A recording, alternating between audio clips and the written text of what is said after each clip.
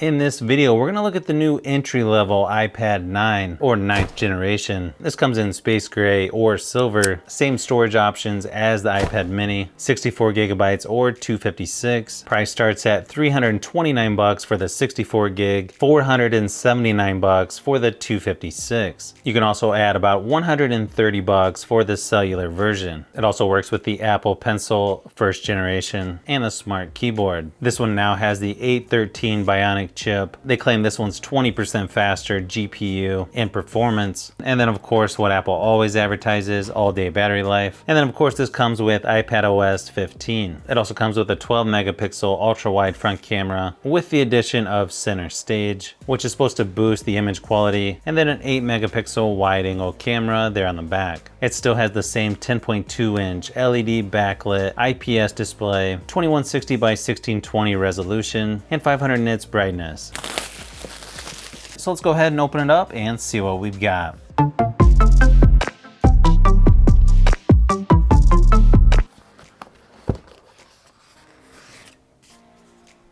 Looks like they're still throwing in Apple stickers, so that's good to see. Quick start guide and safety and warranty information. You're also going to get a 20-watt USB-C charging brick. Unfortunately, this one's still using the Lightning to USB-C connector, but obviously they're trying to keep the price down on this one to stay as cheap as possible. As you can see, it's a pretty familiar design here, pretty much identical as the last two generations. Power and volume buttons still in the same locations, and the same thing with the rear-facing camera. You've still got the rather large bezels here at the top and bottom, but in my opinion, I actually prefer this Touch ID versus on the power button, but I'm sure not everyone's gonna agree with that.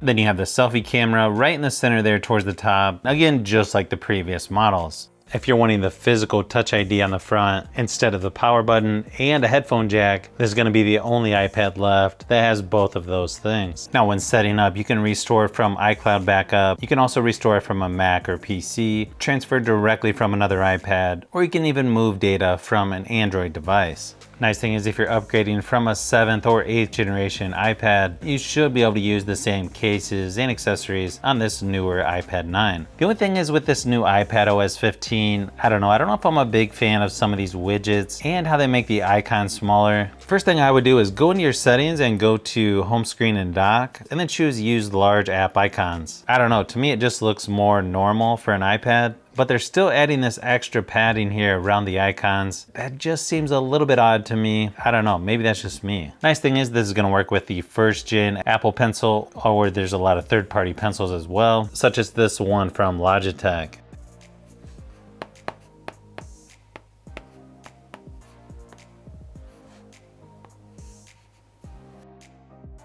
And then let's say you're not using some of these widgets on here. If you just hold down on it, you can say remove stack. Swipe down in the right hand corner to get your control center, where you're gonna get your usual stuff: screen brightness, volume, the shortcuts to Wi-Fi, Bluetooth, camera, timer. Right out of the box, it's using about 13.6 gigabytes of the 64 gig storage. And then you can swipe up from the left hand corner to do a screenshot.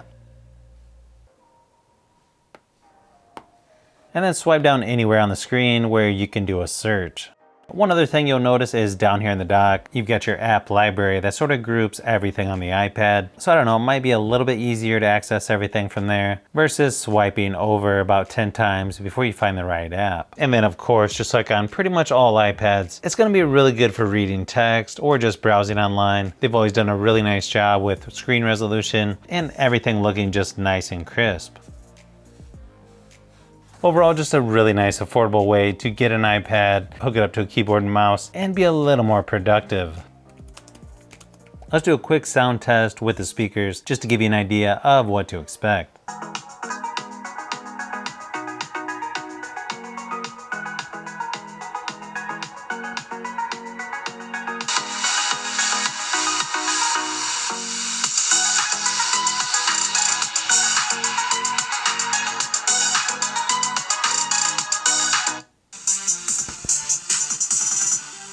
So it feels like the speakers on this one is pretty much the same as the last two generations. Plenty loud enough, it's just that it's only on one side. So you either have to cup it with your hands so it kind of goes towards you, or just face it this way, I guess, so it's louder. Definitely not gonna be the best as far as tablets go, but overall not too bad. And then the one thing I don't like is it doesn't let you pinch to zoom to kind of fill the rest of the screen. And then in the camera app, you're gonna have pano, square, photo, video, slow-mo, and time-lapse. It lets you zoom in at 5x for photo. You've also got a 3-second and 10-second timer, and you can turn live photo on and off.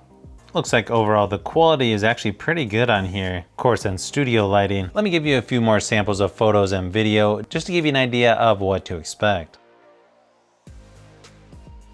Overall, I think this entry-level iPad actually takes decent photos. While not the best quality for video, it definitely gets the job done. And the extra wide-angle lens on the front-facing camera is definitely a nice addition to this tablet as well.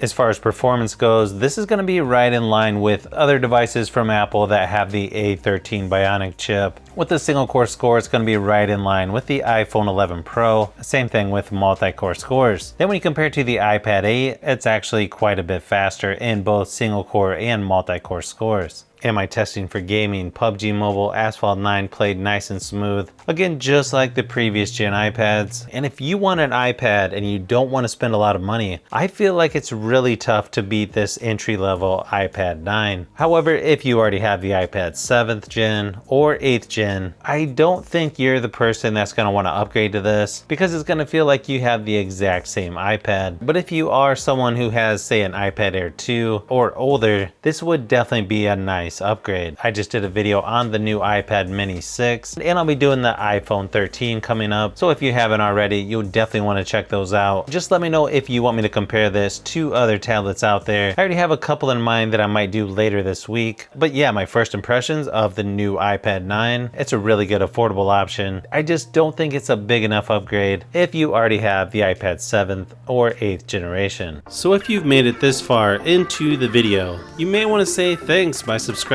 and don't forget to give a thumbs up if this video was helpful. This is Brian from Fishbee Productions. Thanks for watching, and I'll see you on the next one.